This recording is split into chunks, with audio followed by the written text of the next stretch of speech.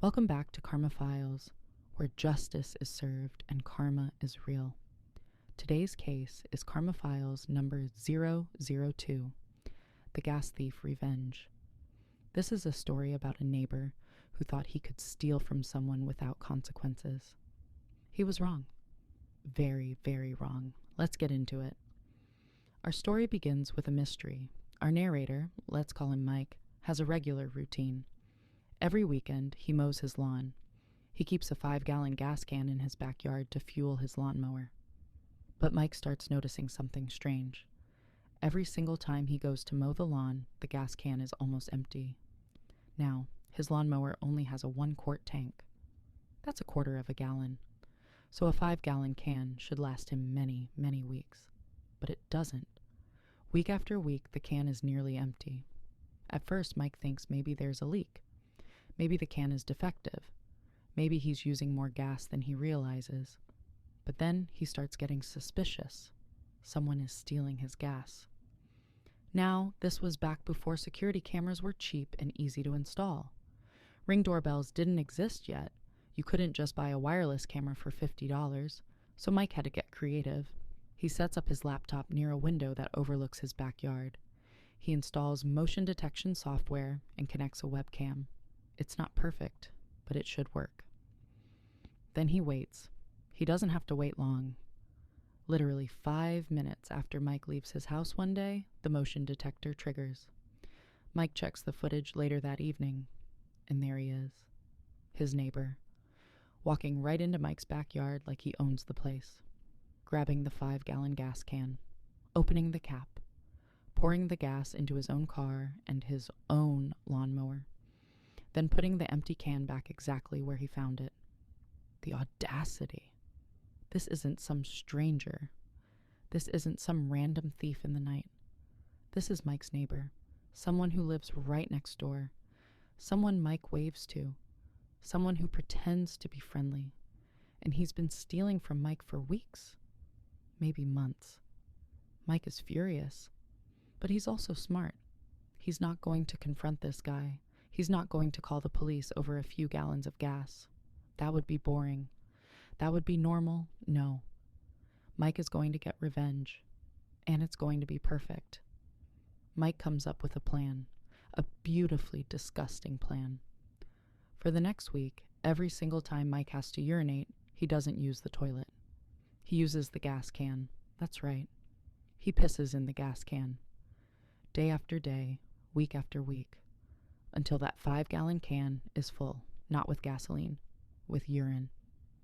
Now you might be thinking, Senel, won't the neighbor notice? Won't it smell different? Here's the genius part. Urine and gasoline both have strong, pungent smells. If there's even a little bit of gas residue in that can and you mix it with urine, it still smells like gas, especially to someone who's not paying close attention. Especially to an idiot who's too busy stealing to be careful. So Mike now has a 5-gallon can full of piss that smells just enough like gasoline to fool a thief. Phase 1, complete. Now for phase 2.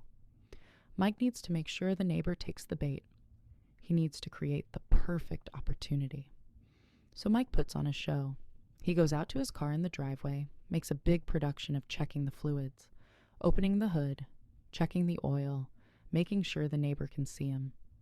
Then he starts packing bags into his car, suitcases, a cooler, everything you'd pack for a trip. He wants the neighbor to know, I'm going away. I'll be gone for a while. The house will be empty. The gas can is sitting right there on the back patio, fully visible, easy to grab. Mike gets in his car and drives away. He doesn't actually go on a trip, of course. He drives around the block and parks a few streets over. Then he waits. About an hour later, he comes back home. Car trouble. He'll tell anyone who asks. And when he pulls up to his house, he sees something beautiful. The neighbor is in his front yard, and he is furious. He's pulling the starter rope on his lawnmower, yanking it so hard it looks like he's going to have a stroke. His face is bright red, veins popping out of his neck, cursing loud enough for the whole neighborhood to hear. The lawnmower won't start. Mike can barely contain his smile. But it gets better. Later that day, the neighbor gets in his car, starts it up, drives a couple blocks down the road, and then the car suddenly breaks down, right there in the middle of the street. Mike watches from his window as the neighbor gets out, pops the hood, and stares at the engine in complete confusion. Then Mike checks the gas can on his patio. Empty. The neighbor took all of it, put piss in his lawnmower, put piss in his car, and now both of them are completely wrecked. Karma delivered. Now, you might think the story ends there. Sweet revenge, lesson learned, everyone moves on. But no, Mike discovers something else about this neighbor. Turns out stealing gas isn't the only crime this guy's been committing. The neighbor has active arrest warrants. Mike does some research and finds out that his local sheriff's department has a ride-along program. Citizens can apply to spend a day riding with a deputy, seeing what police work is really like. So Mike applies for the program. But he doesn't put his own name on the application. He puts the neighbor's name, the neighbor's address, the neighbor's phone number. A few days later, 2 sheriff's deputies show up at the neighbor's house to pick him up for his scheduled ride-along. They run his information, warrants pop up. The neighbor gets arrested right there on his front porch. Karma delivered. Twice. Let's break down what happened here. The neighbor thought he was being clever, sneaking into the backyard when Mike wasn't home, taking just enough gas that Mike might not notice, returning the can so it doesn't look suspicious. He probably thought, it's just a few gallons of gas. No big deal. He'll never know. But he was wrong on every level. First, Mike did notice, because Mike pays attention. Second, Mike didn't just get mad. He got even, in the most creative, disgusting way possible. Third, the neighbor's greed destroyed him. If he had just stolen the gas once, maybe his lawnmower would have been ruined. But he got greedy. He put it in his car too. So now his car is destroyed as well. And finally, his criminal past caught up with him. Because Mike made sure of it. This is what we call poetic justice. This is karma in its purest form. So what can we learn from Karma Files number 002? Lesson 1. Don't steal.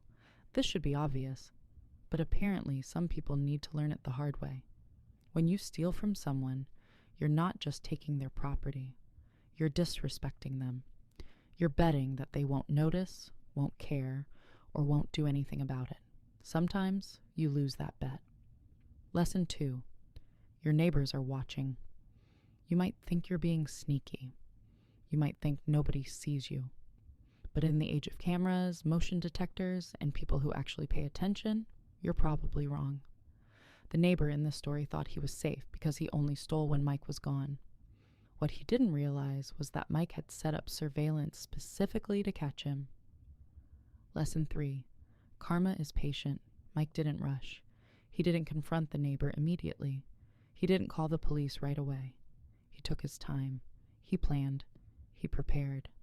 And when karma finally struck, it struck hard. Lesson 4. Sometimes the best revenge is creative revenge. Mike could have just called the police, filed a report. Maybe the neighbor would have gotten a warning or a small fine. Instead, Mike chose a path that was far more satisfying. The neighbor ruined his own lawnmower, ruined his own car, got himself arrested. Mike barely had to do anything. He just set the stage and let the neighbor destroy himself. That's beautiful.